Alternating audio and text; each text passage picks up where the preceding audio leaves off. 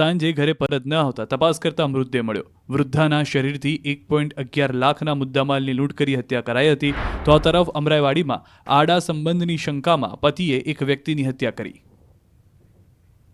તો અમદાવાદમાં આડા સંબંધની શંકામાં એક વ્યક્તિની છરીના ઘા મારી હત્યા થઈ. અમદાવાદના અમરાઈવાડીમાં ગોપાલ નામના એક યુવકની ઘાતકી હત્યા થઈ. અનૈતિક સંબંધોની શંકામાં હત્યાની પોલીસને શંકા છે. પત્નીને પરપુરુષ સાથે જોઈ જતા વિનોદ મલ્હા નામના શખ્સે છરીના 2 ઘા મારી યુવકને મોતને ઘાટ ઉતારી દીધો.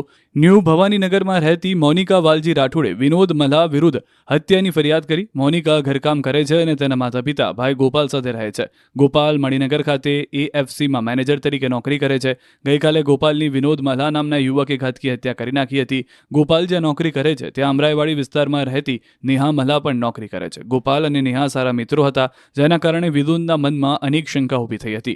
નેહા અને ગોપાલ બેસીને વાતો કરી રહ્યા હતા ત્યારે એકાએક વિનોદ આવી ગયો હતો. પત્નીને પરપુરુષ સાથે જોતાની સાથે જ વિનોદ ગુસ્સે ભરાયો. વિનોદે કોઈ પણ ચર્ચા કર્યા વગર ગોપાલ સાથે મારઝૂડ કરવાની શરૂ કરી દીધી હતી. નેહાએ વિનોદને રોકવાનો પ્રયાસ કર્યો, પરંતુ તે એટલો ગુસ્સામાં હતો કે તેણે કંટ્રોલ કરવો મુશ્કેલ હતો. વિનોદ પત્નીને પરપુરુષ સાથે જોતાની સાથે જ આવેશમાં આવી ગયો અને તરત જ દોડીને રસોડામાંથી છરી લઈને આવી ગયો. ગોપાલ કંઈ પણ વિચારે તે પહેલા વિનોદ તેના ઉપર છરીના ઘા ઝીકી દીધા.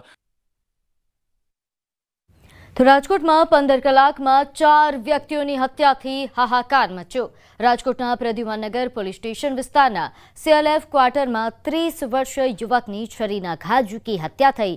યુવકનું કમલ મુડિયા હોવાનું ખુલ્યું છે. આ ઉપરાંત સમગ્ર મામલાની જાણ થતાં DCP ક્રાઇમ સહિતના ઉચ્ચ અધિકારીઓએ ઘટના સ્થળે પહોંચી આરોપીને ઝડપી લેવા કવાયત હાથ ધરી.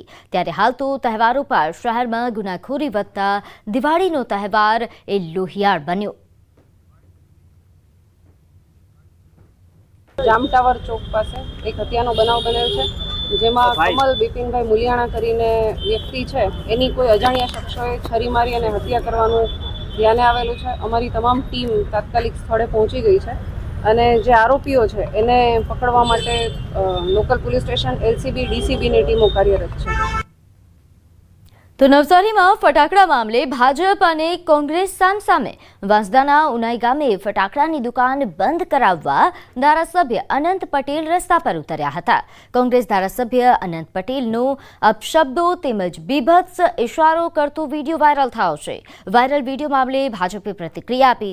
પ્રદેશ ભાજપના આદિજાતિ મોરચાના મહામંત્રી પિયુષ પટેલે કહ્યું કે દિવાળી સમયે સામાન્ય લોકોને ધંધા રોજગાર માટે મદદ કરવી જોઈએ, નહીં કે ધંધા બંધ કરાવવા જોઈએ. જો તમે ધારાસભ્ય છો તો તમે તમારી ગ્રાન્ટમાંથી એક ફાયર ફાઇટર કેમ નથી લાવી આપતા? જ્યારે તમે જાહેર જનતા માટે વિચારો છો તો વાંસદાથી ઉનાઈ રોડ જે બિસ્માર હાલતમાં છે તે તમને કેમ નથી દેખાતો? જ્યારે સામાન્ય ઘરના લોકો રોજગારી માટે કોઈ ધંધો કરે છે ત્યારે તમારા જેવા ધારાસભ્ય કક્ષાના માણસે એવા લોકોને મદદ કરવી જોઈએ, નહીં કે એવા ધંધા બંધ કરવા જોઈએ. આજે તમારા કારણે નહીં માત્ર ઉનાઈ ગામમાં પણ આખા વાંસદા તાલુકામાં તમામ લોકો ધંધો નથી કરી શકતા. તો તેનું એકમાત્ર કારણ છે વાંસદાના ધારાસભ્ય. ગાંધીનગરમાં હિટ એન્ડ રનનો બનાવ. અકસ્માત સર્જનાર દારૂ પીધેલી હાલતમાં હોવાનો આક્ષેપ છે. ભોગ બનનાર રાહુલ મુલચંદાણીએ ગંભીર આરોપ લગાવ્યા. કારની સ્પીડ 120થી વધુની હોવાનો આક્ષેપ. કારમાંથી રાકેશ રાય નામની વ્યક્તિનું આઈ કાર્ડ મળી આવ્યું. કોઈ મહિલાએ પોલીસ સમક્ષ અકસ્માત પોતે કર્યાનું કબૂલ્યું છે. અકસ્માત સર્જનાર પુરુષ જ હોવાનો દાવો થઈ રહ્યો છે. NIFTના સિક્યોરિટી ગાર્ડે પણ કહ્યું કે કાર ચાલક પુરુષ હતો. TCSના CCTV પોલીસ ચેક કરે તો હકીકત સામે આવે એમ છે.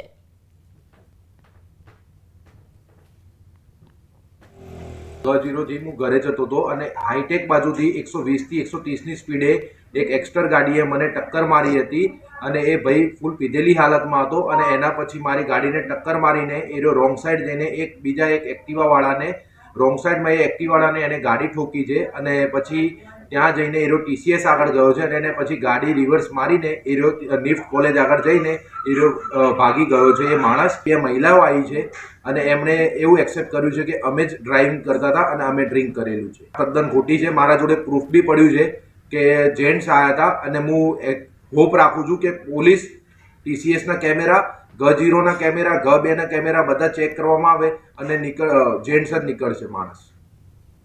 અમદાવાદના સરખેજમાં 15 વર્ષની સગીરાની હત્યાનો પોલીસે ભેદ ઉકેલી કાઢ્યો. પોલીસે મુખ્ય આરોપી અજય ઠાકોરની ધરપકડ કરી.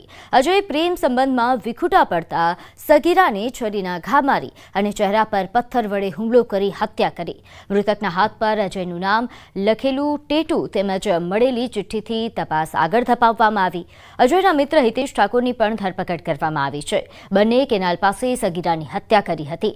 ઘટના બાદ અજય મુંબઈ ભાગી ગયો હતો, જ્યાંથી અમદાવાદ પરત ફરતા ઝડપાયો.